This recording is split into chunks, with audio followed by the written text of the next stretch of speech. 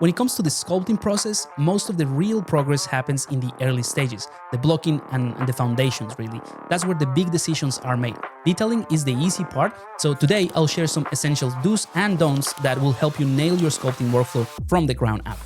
Hey, if you're new around here, my name is Pablo. I'm a 3D concept artist and educator, and I help artists level up their skills in the world of 3D, all in a way that is simple, clear, and actually doable. So in this video, we're gonna talk about sculpting, like the actual process of sculpting. And I'm gonna give you some practical tips that you can put into practice straight away that will help you keep your sculpts clean and actually intentional, which is very, very important, and easy to refine later on. Let's go ahead and jump straight into it. Okay, so the first thing I want to say is that everything I'll show you here comes straight from experience. These are lessons that I've pulled from, teaching my students and from seeing what really works and obviously what doesn't when it comes to sculpting. So my goal here isn't to overwhelm you with all the fancy tricks during the sculpting and, custom brushes and all of that. It's more to give you practical advice of do's and don'ts that help you build a solid foundation. There are many ways to approach sculpting, but these methods that I'm going to show you I know will give you a consistently strong result, especially for organic work. So that's why I want to focus on those. So the first thing is ZSpheres and starting simple. Let's begin with ZSpheres, one of the most powerful blocking tools in ZBrush, but make sure that you keep it simple. So do use them to quickly build a rough base, add as many spheres as you need to, just to nail the overall proportions and the silhouette. It makes it really, really easy to play around with proportions and, the length of a limb of a creature and that sort of thing. It's really, really easy and very powerful. But don't waste time trying to recreate secondary forms at this stage. ZSpheres are the main building blocks, but it's not for details. The next thing I recommend is Subdivision over Dynamesh, at first at least. Once you're happy with the base that you create with the ZSpheres, I would recommend going with the Subdivision workflow, not the Dynamesh, at least not at these early stages. So do set the Dynamesh resolution to 0 and keep your mesh very light. Pure polygons are in general easier to pull and to push around to adjust them than if you have, millions of polygons. So the don't here is don't jump into the high-res Dynamesh yet. Dynamesh is an amazing tool for exploration and something that I personally use a lot. But if you spend time locking the volumes and the main shapes with the ZSpheres, the previous process, you don't really need to reshape them too heavily. Next, we're going to refine the volumes. So do use the move brush at a large size to adjust the forms. And this is, a general rule for large proportional changes. When you move big chunks of the geometry, try to use larger brushes. And pair it with the smooth brush as well so that you can polish as you go. So you move a section and then use the smooth brush so that you can keep it polished. So don't grab a tiny clay brush and start scribbling details just yet. Try to avoid small strokes at this point. They come later once you have a structure that is a solid one. Now, you don't have to do everything with ZSpheres, right? That's why I said concentrate on the main volumes, things like the limbs. If you have a creature that has 6 arms, for example, it's very easy to do it with the ZSpheres. However, do bring in simple primitives to block extra sections or maybe secondary big forms. You can use IMM brushes. There's some really good ones that come with ZBrush. And when you insert the simple mesh, make sure that you adjust them with the move brush and the smooth so that they feel part of the same, or they feel there's some cohesiveness to it. And don't give into the surface details just yet. It might be tempting, but at this stage, it's all about the volumes and the secondary shapes. Another great workflow booster is the use of Subtools. So do append simple primitives and shape them with the gizmo deformers. That's another great tip. You can use the bend, the taper, the twist, soft deformations, that sort of thing. And these are quick and flexible ways to push the primitives into a much more interesting and useful base volume. So you can take something like a cylinder and make it like a pill shape, that sort of thing. And that allows you to quickly adjust a very simple geometry to create that base mesh that you need or to create that volume that you need. And this basically keeps the blockout modular and easy to adjust, so you can use as many subtools as you need. So at this stage, don't try to keep everything in one single mesh. You can if you want to, but in this workflow, at this stage, it's better if you have multiple pieces or multiple subtools, and that makes the whole process of adjusting and refining what you want to create, like the secondary forms and all of that, a lot easier and, like I said, more modular. Now let's bring in the Dynamesh and the ZRemesh. So once your main shapes and the silhouette feels good, that's the time that you can bring in Dynamesh, or you can use the ZRemesh. So do use the Dynamesh with a low resolution at this point to refine the transitions and generally to establish the secondary forms. Work from big to small and keep it clean. That is the rule. So don't crank up the Dynamesh resolution too high, at least not too early, because then you're gonna get this lumpy mess that is hard to manage later on. Now, an important thing here is that ZRemesher can also be used not necessarily to create a perfect topology, but as another sketching tool that basically gives you a cleaner quads to work with. So you can subdivide it, and if you need to later on, you can remesh that same section and continue from there. Build up volumes gradually. So this one is crucial. Do build forms gradually and use the clay buildup with a low opacity and short strokes. I also like to increase the roll distance value in the stroke palette just to avoid those harsh lines from the alpha of this brush. And this is just a very simple way to customize this clay buildup and keep all the effect of this brush, but reduce the amount of those harsh lines or those harsh alphas. And that way it basically allows you to layer up your volumes a little bit easier. So the way that you build up these volumes is also very important. So try to go, let's say, from left to right multiple times or with multiple strokes, not in a single motion. That creates separate strokes in a way.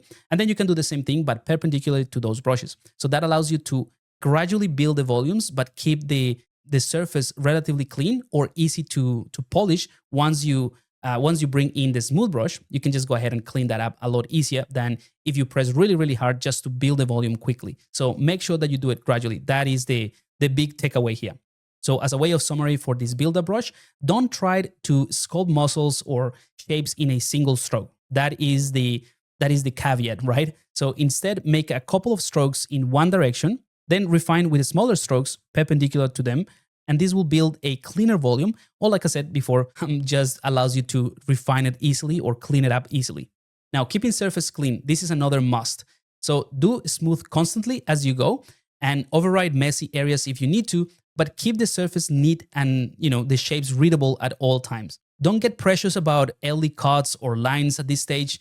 There's nothing that is final. It is all about clean forms, not the details. So if you have some crevices or something that you have established that you think they're really good, don't get too overly attached to those. Make sure that everything around those, let's say, cuts are pretty smooth and the shapes read really nice and clean, because after we can just go ahead and increase the resolution and add those crevices or those cuts again, but the volumes and the surface will be clean if we focus on that. Use a limited set of brushes. So on that note, the brushes that you choose matters less than how you use them. So do keep your toolset limited, and giving yourself a restriction of the brushes that you use is actually more empowering, I think, because you can focus on how they work and how they can enhance your workflow rather than trying a bunch of different brushes that sometimes becomes a bit overwhelming. So the clay brushes, they're fantastic. The smooth brushes, it's invaluable to keep things clean. The move brush to adjust and make large proportional changes. The damp standard brush, or if you want something slightly more custom, you can use the Geo brush, which is a brush that I have on the website. You can download it for free, and it gives you something that is slightly sharper for incisions and that sort of thing. So I use them to add kind of like contrast and mark shapes as well. So don't overdo these marks. And this is another tricky thing. Don't treat them as the final details yet. So going back to what I said before, if you have a cut or an incision that you think looks really good, don't try to get too attached to those as you refine the workflow or as you refine the sculpt. At this point, I am using them simply as guides or strokes that will guide me in a way of how I refine the volume. So I can quickly do some cuts to indicate, okay, here's where the muscles are going to be. But then once I'm start refining that muscle, that stroke, that initial cut that I create might go away, or I might just blend it a little bit more so that the transition is nicer. So don't get overly attached to those initial markings, and don't let them prevent you from analyzing the surface, and make sure that everything feels part of the same, or that there is like a flow going through the different volumes, let's say from one muscle into the other and that sort of thing. Masking for precision adjustments. So masking is another underrated trick, or something that, some people use it, but it could be used in a better way. So do use sharp mask to isolate areas and then adjust them with the move brush.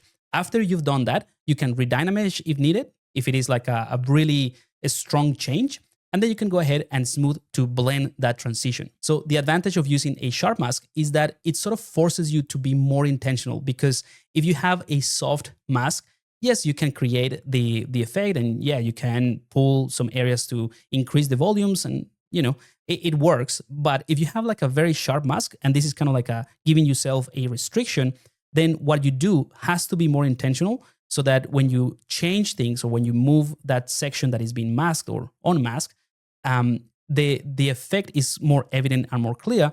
And that way you go, yep, this is exactly what I want. I just need to go ahead and smooth it and make sure that the transition of the new shape and the previous set of meshes or the previous volume works fine. So yeah, this gives you a precise control over refining edges or maybe wrinkles without disturbing the rest of the sculpt. So masking is an essential part of the process as well. Now, standard brush for contrast. Sometimes the simplest brush is the best for the job. So do use the standard brush for establishing contrast, especially for clothing folds or sharper edges. That's where the standard brush comes in really, really handy. So for added contrast or kind of like more feature ridges as well, if you're doing an organic creature, you can increase the scene intensity and then blend those transitions with the clay brush. So it's kind of like establishing the edge first of anything, and then you use the clay brushes and make sure that that transition between the new edge that you create and the rest of the volumes flow nicely. And obviously the smooth brush to keep everything polished. Clean topology with the ZRemesh. So once you've locked the primary and the secondary forms, we can move into the retopology. So do use the ZRemesh to get clean quads that make it easier to refine the forms and to add details later on. And you can go ahead and subdivide afterwards and project history. If you want to, recover some of the work that you did earlier in the sketch, that is totally fine as well. So do think of the ZRemesh as a tool that will allow you to create a clean base. That's what basically the quads give you. And then you can subdivide that later for sculpting.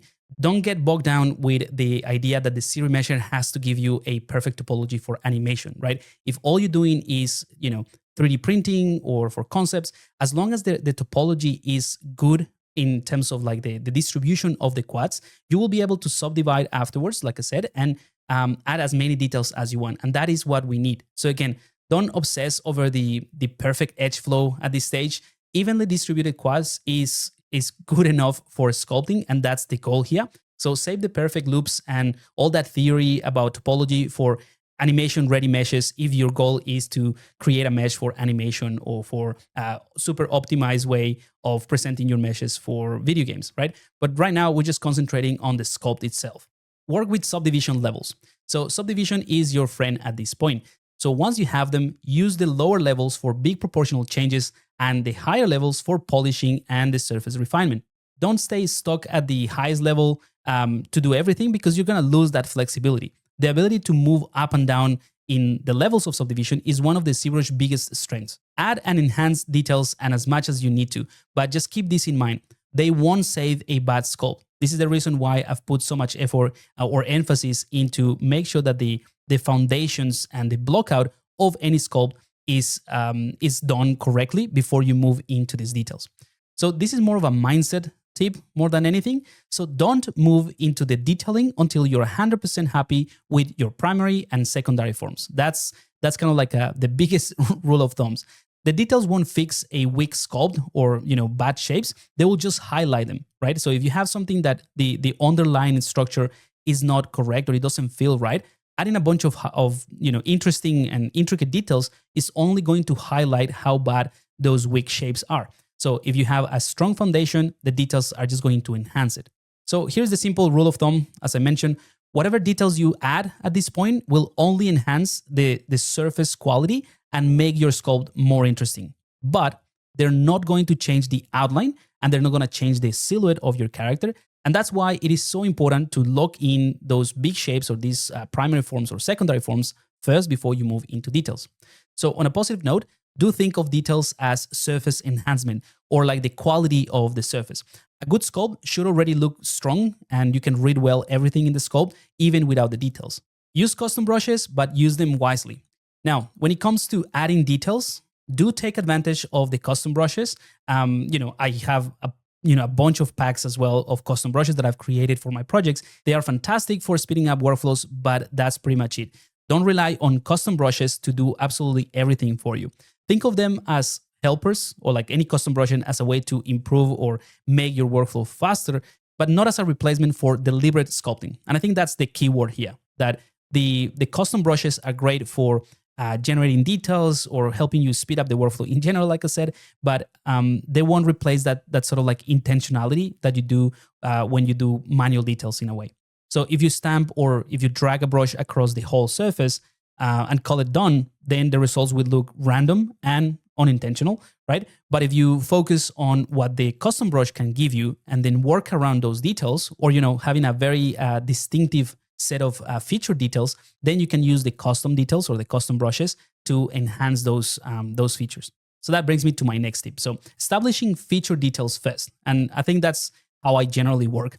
A better approach is to establish what I call the feature details first. And these are more prominent details or things that are kind of like a story-driven elements. So think about things like a scar or a deep crease or a strong fall in the clothing. These are visual kind of like anchor points that would give the sculpt a contrast and also, in a way, hierarchy, depending on how you establish them, so that when you look at the sculpt as a whole, those feature details are more prominent, and then you can recognize them easily. So, imagine like a pirate face or like a head of a pirate that has a very distinctive scar. That would be a very prominent feature detail. So you wouldn't necessarily rely on a custom brush to do that. I think it's better to do it manually. Even though you can have like an alpha for a scar, you can drag and drop that alpha in there and you can create that initial scar, but it's better to always go and adjust it and do that sort of manually so that you can enhance that feature detail because it's going to be very prominent. So if you're going to do it manually, once you have those feature details in place, then you can bring in the custom brushes and support the texture around them. So think about, subtle skin breakup, fabric grain, if it is a fabric, or small irregularities, if it is like a creature skin. So, this way is kind of like the custom brushes feel integrated into the form instead of just pasting the effect on top of what you had. So it's just basically a mix between controlling what let's say a custom detail is, or like the manually intentional details, and the custom brushes that will give you more details in a more automated way. So kind of like finding that balance between manually placed details, the speeding up the workflow with those details that come from a custom brush. Now, here is another tip, which is kind of like an exception to the rule, which is basically flipping the order of what I just told you. So it's just an alternative workflow, and I'm just going to give it to you because I use it, and ultimately it's up to you what feels right. So the alternative is that you can do it the other way around. You can use a detailing brush or a custom detailing brush across a clean surface that doesn't have any prior details and generate an interesting starting point. So this is how I use my custom brushes as well. Then you can just go back with the clay brushes or maybe with the standard brush, and you can edit or accentuate certain areas of those details that the custom brush gave you. Either way, whether you use this workflow or the previous one, the key thing is that you're not just leaving the brush stamp or the detail of the custom brush as is. You're making it part of the design. And truly, the only way that you can do that is if you put some kind of like manual work or more intentionality, as I keep using this word, into the sculpt, because the custom brush will give you details, but it doesn't really tell you where the flow should be or how let's say, a details in the skin of a lizard arm flows into the forearm, right? It might just need to gradually change in size or fade the pattern into something that is a bit more subtle. So those are things that you need to do intentionally, and you can do it manually. So of course you can have the custom details to get you started. This is kind of like the alternative workflow, but just make sure that when you apply those details, you go manually and you adjust them so that it feels intentional. That's the key here. Finally, don't scatter details everywhere. That is a big mistake. But do look at the sculpt as a whole and check how the, let's say, new surface qualities or the new details that you add to the surface integrate with the existing volumes. As I said before, you might need to soften or smooth out certain areas to create a more natural transition, or perhaps, extend some folds or increase some details like what I'm doing in the sculpt, just so that they flow and integrate with the larger shapes. And this is ultimately what creates a proper hierarchy of details, right? Some areas are sharp and prominent, others are soft and quiet, for a lack of a better word. And this balance is what makes your sculpt look intentional and believable. All right, I know this is a lot to take in, but hopefully it gives you some insight into the sculpting process from Blockout all the way to the detailing. And remember, the clean foundations go first and the details later. That's the formula that will make your sculpts read stronger and make you faster over time and will present your work more professionally. And if you want something simpler, more structured, and as effective as the workflow that I showed you in this video, check out the mini-series in my YouTube channel called Making the Thing, where we create the thing from the Fantastic Four, and we do the entire thing with just primitive blocking. So we don't get into ZSphere, it's just a different approach. As I said at the beginning of the video, there are multiple ways of achieving the same result. And my goal is just to give you a bunch of different avenues so that you can choose what works for you really. So this series is really good, very simple, easy to follow. You can follow along, and we block everything with primitives, with simple shapes, all the way from that blockout up to the final render, where I show you how you can take your detail mesh from ZBrush and render it in a rendering engine, which in that case is Marmoset Toolbag 5. And if you have any questions or any comments about what I show you in this video, feel free to drop them in the comments. I'll be checking that out and, respond as many as I can. I'll see you in the next video. Cheers.